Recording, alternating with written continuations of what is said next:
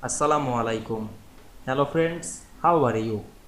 Welcome back to my another video. In this video, I am going to show you how to change the layout of a single slide in Microsoft PowerPoint. Let's get started.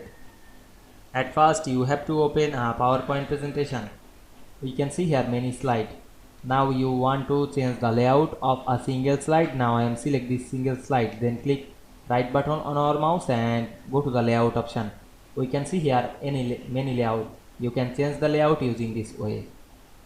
Otherwise you can change the layout another way. Go to the home menu and select the layout drop down menu. Now I am select the layout.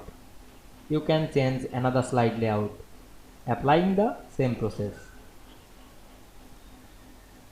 Now we can see we change the layout of a single slide very easily.